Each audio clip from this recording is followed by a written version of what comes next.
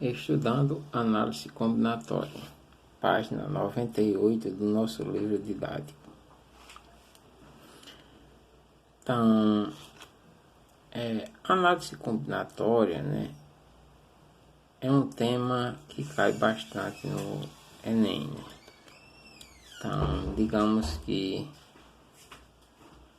para acessar determinado site é necessário cadastrar uma senha, né? Formada por 4 letras maiúsculas e 3 algarismos, nessa ordem, né? Aqui seriam as 4 letras maiúsculas e aqui 3 algarismos, né? No caso de 0 até 9.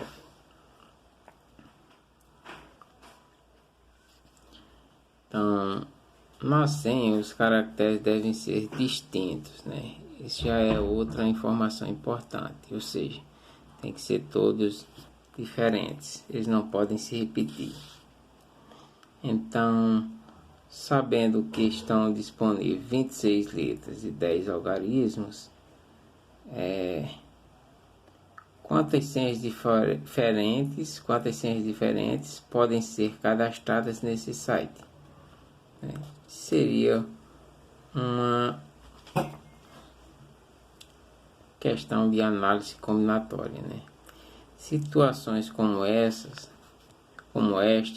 que envolvem a contagem de possíveis agrupamentos dos elementos de um ou mais conjuntos, podem ser resolvidos com o auxílio de uma parte da matemática conhecida como análise combinatória, né? Que estudaremos nesse capítulo, né?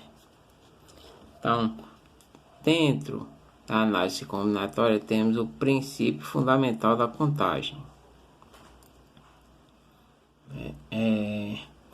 que nós podemos resolver esse problema, né, por esse princípio,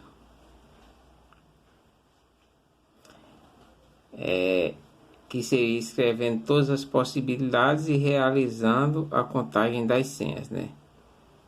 No entanto, escrever essas senhas, né, pode ser bastante trabalhoso, né, escrever essa grande quantidade de senhas, né. Uma maneira de resolver esse tipo de questão é por meio do princípio fundamental da contagem ou princípio multiplicativo, né. Que aqui está uma questão que dá para ilustrar melhor essa situação, né? Em uma certa lanchonete, para montar um sanduíche, os clientes possuem 2 opções de pão, né? O pão pode ser de centeio ou integral, e 4 recheios: frango, presunto, queijo ou vegetariano. De quantas maneiras distintas, ou seja, de quantas maneiras diferentes, um cliente pode montar um sanduíche com um tipo de pão e um tipo de recheio? Então, podemos representar todas as possibilidades por meio de um diagrama de árvore ou árvore de possibilidades. Então, eu teria o que? As opções de pão, né, de centeio e integral, e aqui as opções de recheio, né, frango, presunto, queijo e vegetariano, do mesmo modo. Então, cada tipo de pão eu posso colocar um dos 4 recheios. Então, aí a gente tem o que? Que a gente vai ter 4 tipos de sanduíches aqui, com centeio, e mais 4 com integral. Então temos 8 possibilidades. Então essas possibilidades também podem ser representadas por uma tabela de dupla entrada, né? Que seria opção de pão, centeio integral e aqui é do recheio. Então a gente pegaria o recheio e um pão, o recheio e um pão, presunto e um pão, que isso seria o equivalente às nossas 8 possibilidades, né? Então, observando aqui que a escolha do sanduíche pode ser realizada em duas etapas, né? Para cada tipo de pão, que nós temos duas possibilidades, podemos escolher um tipo de recheio que tem 4 possibilidades. Então, a gente pode dividir isso de duas partes. Eu tenho duas maneiras de escolher o pão, então seria 2, né? Vezes a quantidade de opções de recheio, que são 4. Então, 2 vezes 4, 8. Esse seria o princípio fundamental da contagem, né?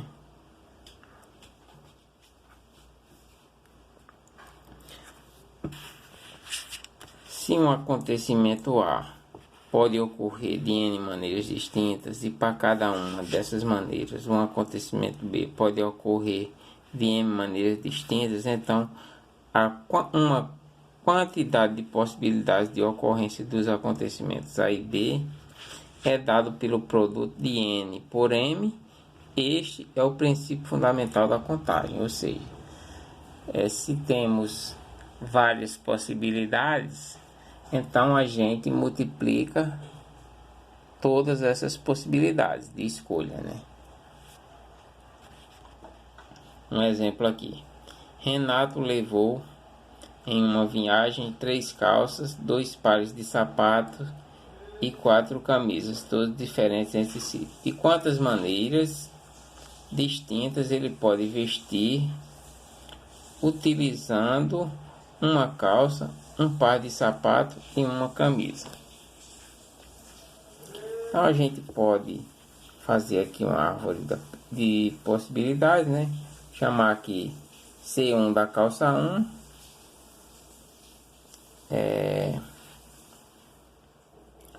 C2 ou S1 e S2, C1, C2 e C3 são as calças, S1 e S2 são os pares de sapato, né? Temos dois, S1 e S2. E as camisas vamos chamar de M1, M2, M3 e M4, né? Que são 4 camisas. Então, cada calça eu posso ter 2 sapatos para escolher. Cada sapato que eu escolher, eu posso escolher 4 camisas. Então, a resposta para um problema desse seria o que? Eu tenho 3 calças. 3 calças. Tenho 3 opções de calças vezes 2 opções de sapatos vezes 4 opções de camisa. 3 vezes 4, 6. 6 vezes 4, 24. E eu poderia fazer isso aqui nessa ordem todinha e contar que daria exatamente as 24 possibilidades. Só que a gente não precisa fazer essa árvore toda, né? A gente já pode utilizar o princípio fundamental da contagem, né? Exemplo 2. Quantos números de 3 algarismos distintos podemos formar com os algarismos 1, 3, 5, 7 e 9, né? Então, o número formado terá 3 ordens, ou seja, né? Centena, dezena e unidade. Na ordem das centenas, como os números são distintos, eu posso escolher qualquer um dos 5. Então, eu tenho 5 possibilidades.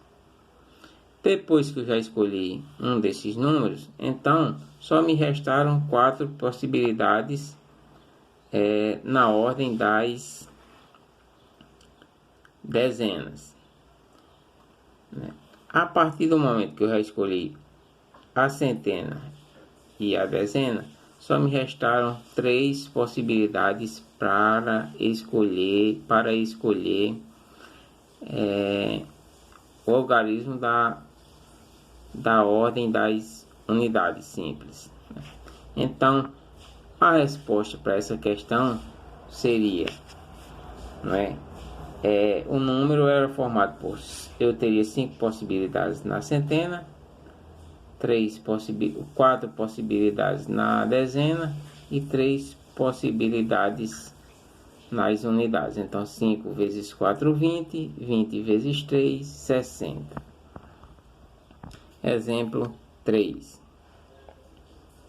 Com os algarismos 0, 1, 2, 3, 4, 5 e 6, podemos formar quantos números de 4 algarismos? Como no exemplo não restringe a repetição de nenhum número, então esses números podem se repetir. Lembrando que um número formado por 4 algarismos teria unidade de milhar, centena, dezena, né? E unidade simples. Então eu não posso escolher o 0 aqui, porque o 0 estaria à esquerda dos outros números. Então o 0 não poderia estar nessa posição. Então eu teria quantas possibilidades de escolher? Eu teria nessa primeira posição aqui, na classe das unidades de milhar, eu teria 6 opções. Então eu teria 6 opções aqui. Como os números, ele não fala que os números são distintos, então os números podem se repetir. Então, se esse 6 que está aqui, ele pode, qualquer número que tiver aqui, ele pode se repetir aqui. Só que agora o 0 pode ser aqui. Então aqui eu tenho 7 possibilidades. Pelo mesmo motivo, aqui também eu tenho 7 possibilidades. O que eu estou colocando aqui em cima são a quantidade, as possibilidades, né? Eu tenho 6 possibilidades de escolher aqui. Eu posso escolher 1, 2, 3, 4, 5 e 6, né? Poderia escolher qualquer um dos 6 números. Aqui eu posso escolher esses 6 mais o 0, então 7 possibilidades, 7 possibilidades e 7 possibilidades. Então, portanto, a quantidade de números que podemos formar é 6 vezes 7, vezes 7, vezes 7, que vai dar exatamente 2058 possibilidades, né? A gente pode encontrar, se for fazer todas as possibilidades aí, a gente encontraria 2058 números com 4 dígitos.